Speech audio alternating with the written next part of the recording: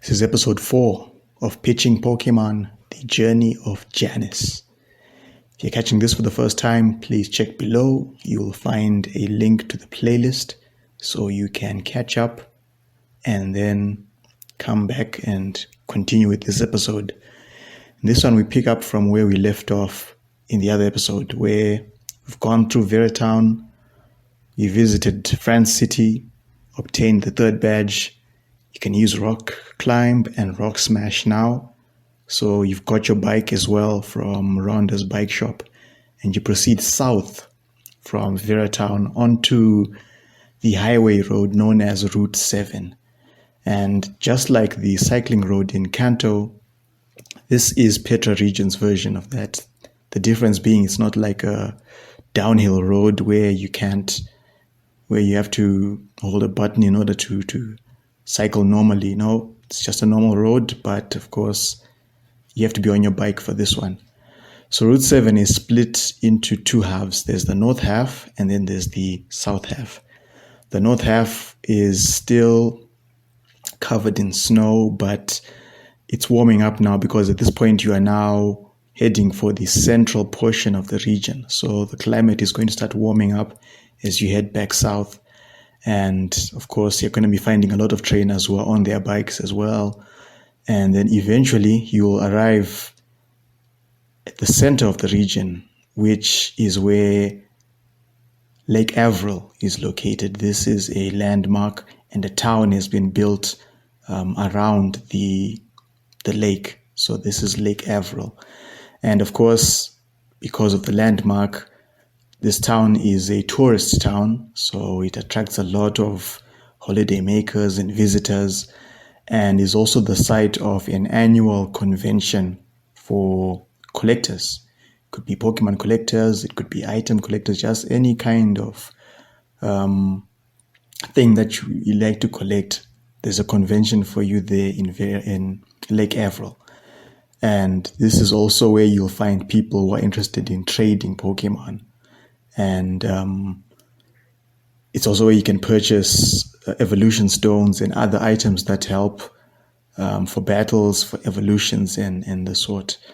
And this is also where you will find the Petra Hikers Club, which is led by Moses. If you remember Moses, he is the current ground essential whom Janice meets while going through the Grand Granite for the first time.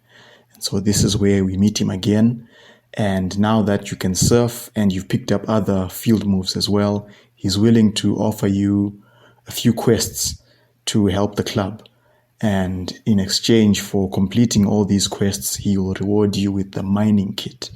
And so now you can go into the Grand Granite, you can mine for minerals and maybe fossils and other items as well.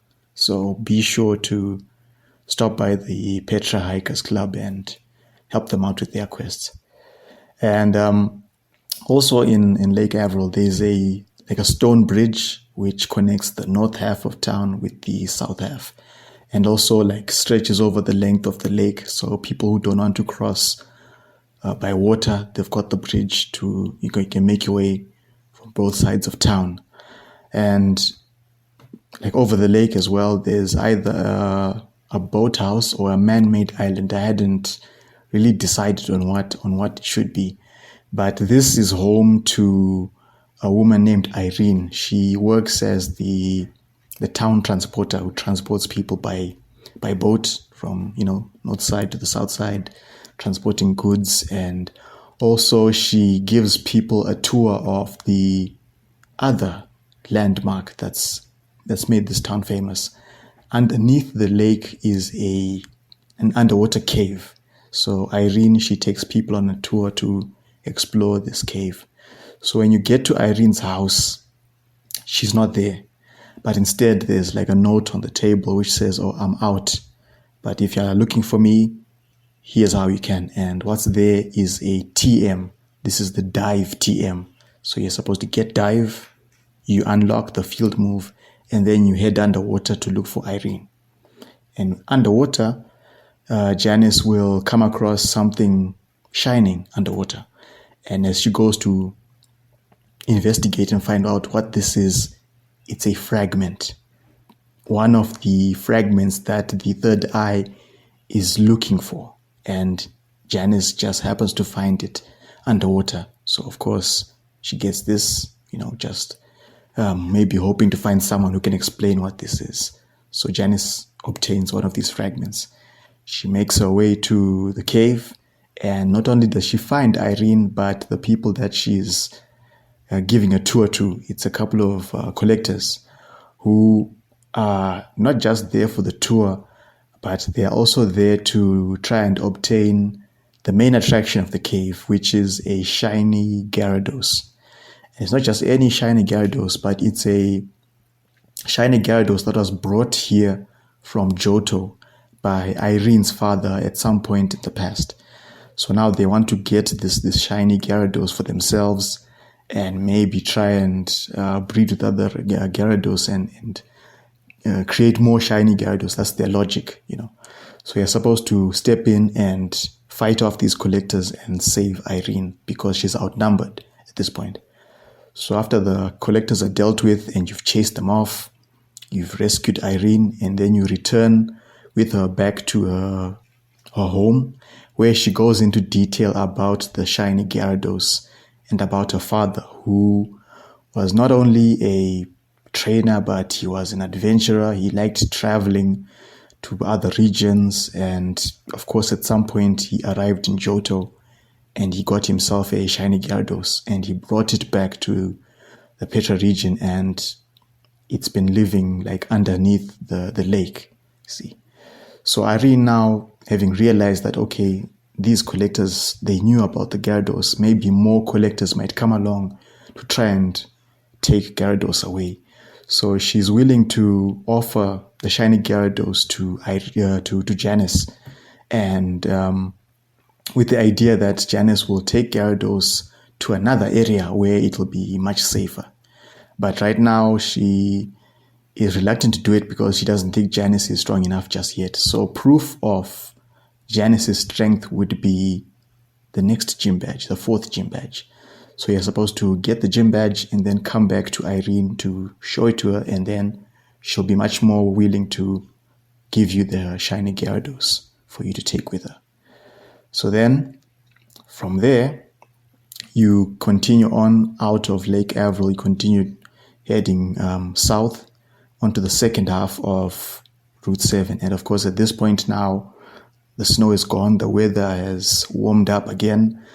And it's at this point now where Janice starts to realize that she's heading back home to challenge the 4th gym. And of course, the 4th gym is led by her big sister, Janet. So you can try and imagine the emotions that are going through Janice at this point. The tension that's starting to build now, because she's going to have to face off against her sister in a serious Pokemon battle for the gym badge, and also to be able to continue on her journey and proceed on to the second half of the region, the eastern half now. So in a way, Janet serves like a gatekeeper for trainers, because she's the 4th gym leader, and she stands between the trainers and continuing their journey. It's a different story from the first gym leader, who's just there to make sure that the trainers are ready to go on this journey. So the idea being that your first steps as a trainer are to overcome the challenge of the first gym. But now it's the 4th gym. And of course, you just so happen to be a relative of that gym leader, So the tension is building. And when you return to Percival City, Janice is met with her friends. They are also there in town. So it's meant to be a big reunion. And it's also a way to, just lighten the tension a little bit, because at least Janice has reunited with her friends and they can catch up, talk about what has gone on during their journey so far, what have they learned, and how much have they gotten stronger and everything. So the point is, they train with each other, preparing for the gym challenge. So each of her friends will take on the gym and Janice is the one who faces Janet last, and her friends are there to cheer on and to watch the gym battle as well. So a little bit about Janet. She took over the gym a year, almost 2 years before the start of the story. She took over from the previous gym leader, a woman named Margaret, who was the flying type gym leader. So Janet has just continued with that type. So she specializes in the flying type as well. And initially, Margaret had her eyes on someone else to take over the gym. One of the gym trainers, this man named Chono, that's his surname. So Chono had displayed a lot of promise and potential to become a gym leader. That's how skilled he was. But Chono had his eyes set beyond becoming a gym leader. And of course, at some point he leaves the gym. He goes on and he becomes the flying essential. So he is currently the flying essential. And so now that Chono is gone, Margaret then looks to the next best thing, Janet. And she trains Janet and prepares her to become the next gym leader, because Margaret was going to leave the Petra region with her family. They were going to move to another region. So at least she wanted to make sure someone is there to continue when she's no longer around. So that's Janet. So of course, you face off against Janet, you defeat Janet, and you'll get the fly TM from defeating Janet. And of course, you've unlocked the second half of the Petra region. But before you leave, of course, you go back to Lake Avril to speak to Irene. You show her the 4th gym badge, and then she gives you the shiny Gyarados. And she tells Janet that one place that Irene thinks would be safe for Gyarados is an island known as Evelyn Island, which is just off the southeast coast of the Petra region. And it's on this island where Janet is supposed to meet up with a man named Mr. Maxwell. And he is the former warden of the Petra Safari Zone. But he's now living on Evelyn Island, and perhaps he'll be do a good job of protecting the shiny Gyarados. So that's your mission now with this Pokemon. So after that, you're done with Lake Avril. You can head back to Percival and be preparing to move on now to the second half of the Petra region. But this is also where we get a little cutscene where some members of the Third Eye show up in Lake Avril. They've got one of the fragments, and it had led them to Lake Avril because it had been like giving an indication that another fragment is close by. And when they arrive, this fragment that they've got is no longer active now because Janice, she's picked up that fragment which was underwater and she's gone with it. So now these guys have arrived and there's no fragment, and they're wondering now what's happened. The fragment that they had was indicating that there's something, but it's not there anymore. So what's the deal with that?